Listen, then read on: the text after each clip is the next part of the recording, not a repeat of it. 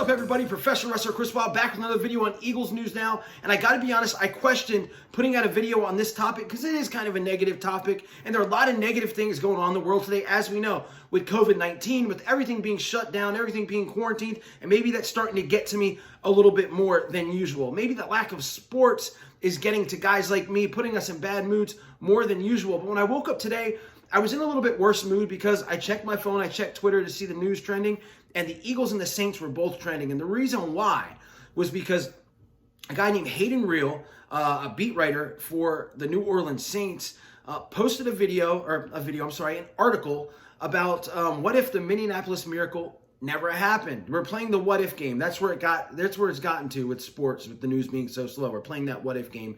And he says that the New Orleans Saints would have definitely beat the Philadelphia Eagles in Philadelphia the next week. And why does he say this? Because Alvin Kamara, his running back, said the Saints were rolling and they would have beat the shit out of the Philadelphia Eagles. Beat the shit out of the Philadelphia Eagles. Now look, I don't know why I'm so triggered by this, because after all, my team won. We all know what happened that year after the Eagles destroyed the Minnesota Vikings that beat the New Orleans Saints.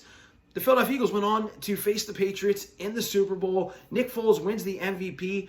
Doug Peterson wins his first Super Bowl, and so does the city of Philadelphia in one of the most entertaining and best Super Bowls in the history of the NFL. But for some reason, this beat writer thinks that team in 2017, that Saints team, would have went through Philly, and then not only went through Philly, but beaten the Patriots in the Super Bowl. Let me paint a picture for you, okay? The Saints go to the Vikings that year in the divisional round, and the Minnesota Vikings go up by 17 points. The Saints have to come all the way back, which Drew Brees is a good quarterback, so he did that. And then when it looks like the Saints are going to win, last seconds of the game, Case Keenum, that Case Keenum, the one that I don't even know where he's playing in the league this year, throws a pass to Stephon Diggs. Marcus Williams whiffs on a tackle badly, and Stephon Diggs runs the ball into the end zone, sending the Minnesota Vikings to Philadelphia the next week. And then, like I said, we all know what happened after that. Complete destruction and demolition of the Saints. They got their asses handed to them 38-7. By the Vikings.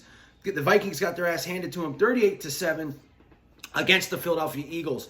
And let's be honest, if the Saints would have come into Philadelphia, let's say that for some reason they won that game, it would have been worse. The beating would have been worse because the Saints definitely would have been favored against the Eagles more than the Vikings were because of Drew Brees, which would have put a bigger chip on the Eagles' shoulder and would have made that ass whooping so much worse.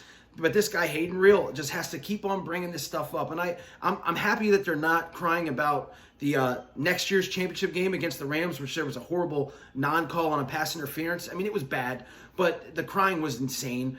Sean Payton cried so much that they put a rule into effect the next year where pass interference calls could be reviewed. That sucked, so that's done and not happening anymore. I'm glad that they're not crying about that, even though that could be Hayden Reel's next article next week. But enough is enough. It got to the point where Torrey Smith, a wide receiver of the Philadelphia Eagles in 2017, says that the Vikings would have got their ass whooped in Philly if that Minneapolis Miracle wouldn't have happened.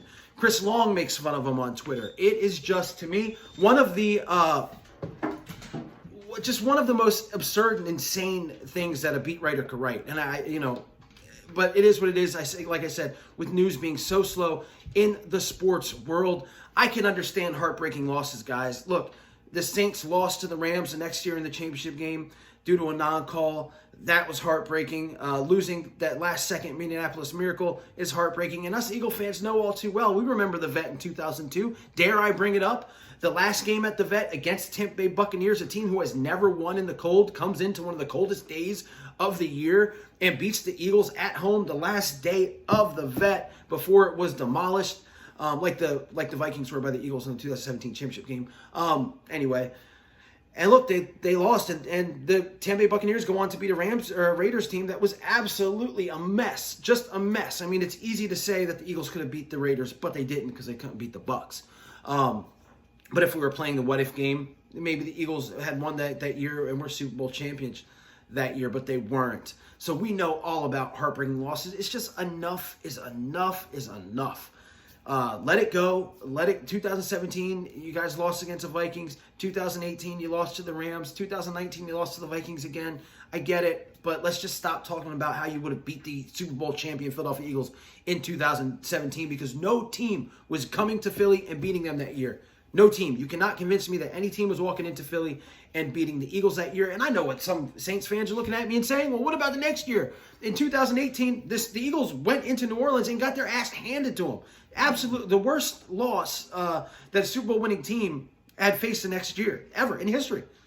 But you know what? It took guys like Chandon Sullivan playing in the secondary, guys off the street. The Eagles were so decimated with injuries. That's what it took for that win to happen. And then the Eagles played you guys in the playoffs that year. And let's be honest, if Fletcher Cox doesn't go out with an injury and have to come back in, if Brandon Brooks, one of the most important pieces to their offensive line, doesn't miss the whole game with an injury, and guys like Josh Adams weren't playing running back, and most importantly, if Alshon Jeffrey in the fourth quarter doesn't drop a ball that 99 out of 100 times he catches, the Eagles could have beat you guys in the play. I mean, that's what it took for you guys to win and then lose the next week.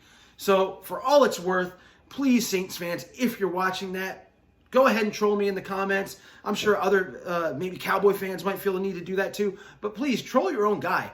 Troll this guy Hayden Reel, because I mean, enough is enough, right? Enough is enough. Put the nightmares to rest. Leave the memories alone.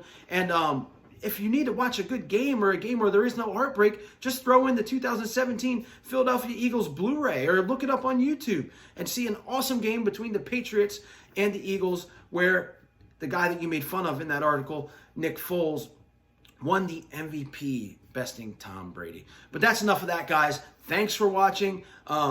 As always, thank you to all the new subscribers. I love it. I'm trying to hit 1,000. Hopefully I can get to that before the season starts. Like, share, and as always, subscribe. Go Birds. I'll see you guys later. E-A-G-L-E-S, Eagles! E-A-G-L-E-S, Eagles! I need Eagle Nation to stand